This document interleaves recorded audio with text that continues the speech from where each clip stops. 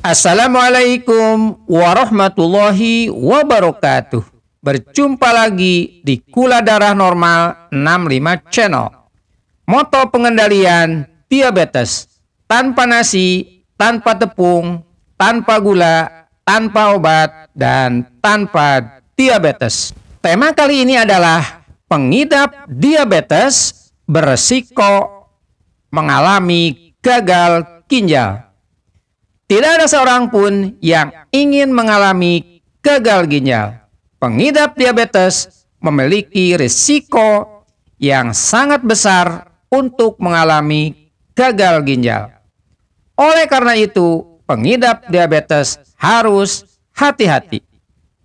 Usahakan kadar gula darah selalu dalam keadaan normal. Untuk itu, pola hidup sehat diabetes adalah salah satu cara mencegah terjadinya gagal ginjal. Jika sudah terjadi gagal ginjal, mau tidak mau, pengidap diabetes harus melakukan dialisis atau cuci darah.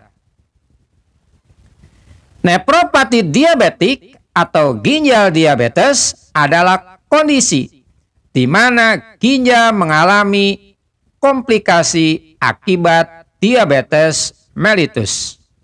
Ketika seseorang mengalami ginjal diabetes, kemampuan kerja ginjalnya tidak optimal. Jika dibiarkan, maka akan berpotensi merusak fungsi ginjal. Apa itu ginjal diabetes? Ginjal diabetes adalah suatu kondisi serius di mana ginjal mengalami komplikasi yang diakibatkan oleh diabetes. Kondisi ini dapat memengaruhi fungsi ginjal dalam mengeluarkan cairan berlebih dan racun dari dalam tubuh. Seiring berjalannya waktu, ginjal diabetes dapat menyebabkan rusaknya sistem penyaringan di dalam ginjal yang berpotensi mengakibatkan gagal ginjal. Semakin lama seseorang mengidap diabetes, maka akan semakin tinggi pula risiko mengalami gagal ginjal. Apa penyebab ginjal diabetes? Ginjal diabetes disebabkan oleh kerusakan pada nefron. Apa itu nefron? Nefron yaitu bagian pada ginjal yang berfungsi menyaring racun dalam darah dan membuang kelebihan cairan dalam tubuh. Jika fungsi nefron terganggu, akan menyebabkan protein atau albumin terbuang dalam urin dalam jumlah tidak normal. Selain itu, kerusakan nefron ada kaitannya dengan kadar gula darah tinggi atau hiperglikemia, serta hipertensi atau tekanan darah tinggi yang tidak terkontrol. Nah, sekarang apa saja gejala ginjal diabetes? Ginjal diabetes terkadang tidak menunjukkan gejala di tahap-tahap awal. Tetapi jika kerusakan ginjal terus-menerus, biasanya akan timbul beberapa gejala seperti berikut ini. Kehilangan nafsu makan. Berikutnya, mudah merasa lelah. Selanjutnya, mual dan muntah. Yang berikutnya, kulit terasa gatal dan kering. Selanjutnya, merasa lemas. Nah, yang berikutnya, mengalami sesak nafas. Yang berikutnya, berat badan menurun cukup drastis. Selanjutnya, peradangan pada lengan dan tungkai. Yang selanjutnya, sulit fokus. Berikutnya, ditemukan protein dalam urin. Dan yang berikutnya, bengkak pada mata dan kram otot. Itu gejala dari ginjal diabetes. Bagaimana diagnosis ginjal diabetes?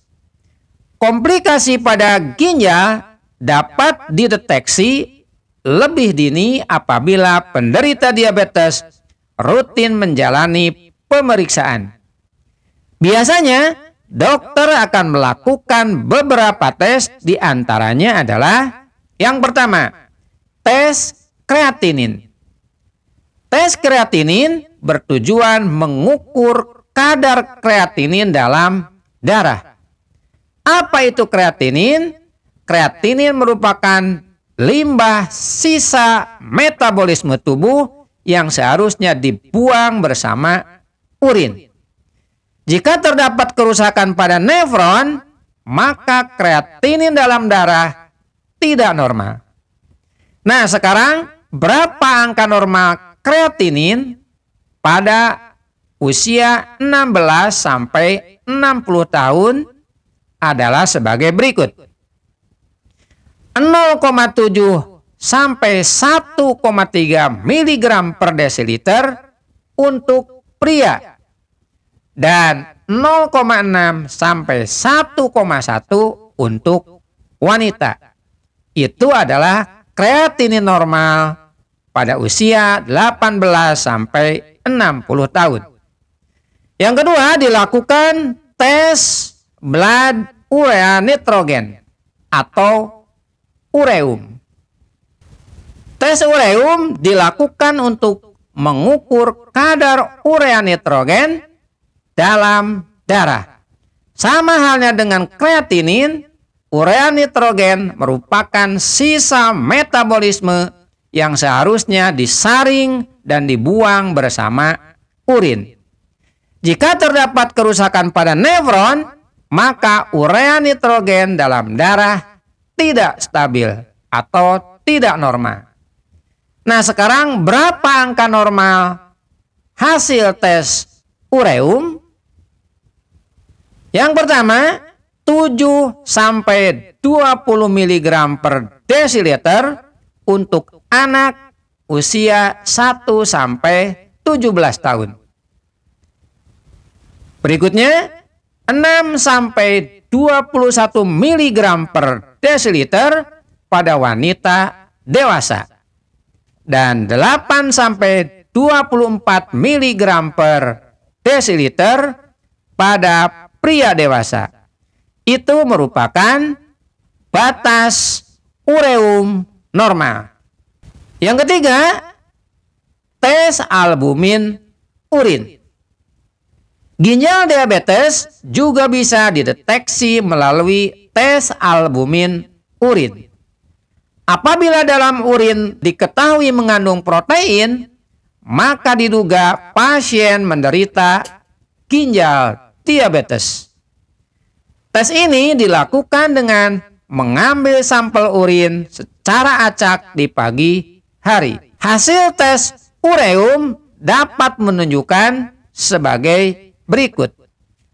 Pertama, jika protein atau albumin dalam urin kurang dari 30 mg, artinya kadar albumin dalam urin masih dikategorikan normal.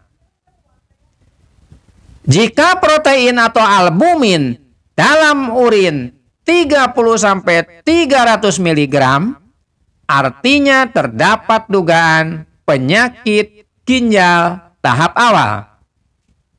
Dan apabila protein atau albumin di atas 300 mg, artinya menandakan penyakit ginjal sudah semakin parah. Nah, sekarang apa faktor risiko yang memengaruhi ginjal diabetes? Setiap penderita diabetes memiliki risiko untuk mengalami ginjal diabetes. Namun, beberapa faktor lain dapat meningkatkan risiko tersebut. Di antaranya adalah memiliki kolesterol tinggi. Berikutnya, berat badan berlebih atau obesitas. Yang selanjutnya, terbiasa merokok. Berikutnya, menderita komplikasi lain dari diabetes. Dan yang selanjutnya adalah memiliki riwayat genetik diabetes dan memiliki riwayat genetik penyakit ginjal. Itu adalah beberapa risiko yang memengaruhi ginjal diabetes. Nah, sekarang bagaimana pengobatan ginjal diabetes? Ketika seseorang telah mengalami kondisi ginjal diabetes, maka akan sulit disembuhkan. Namun, pengobatan tetap perlu dilakukan guna meminimalisir gejala yang semakin memburuk. Langkah pertama pengobatan ginjal diabetes adalah dengan mengendalikan tekanan darah serta mengobati penyakit diabetesnya. Pola hidup sehat diabetes merupakan salah satu cara pencegahan terjadinya nefropati diabetik atau ginjal diabetes. Semoga kita dijauhkan dari penyakit ginjal diabetes sehingga kita terhindar dari gagal ginjal. Terima kasih. Assalamualaikum warahmatullahi wabarakatuh.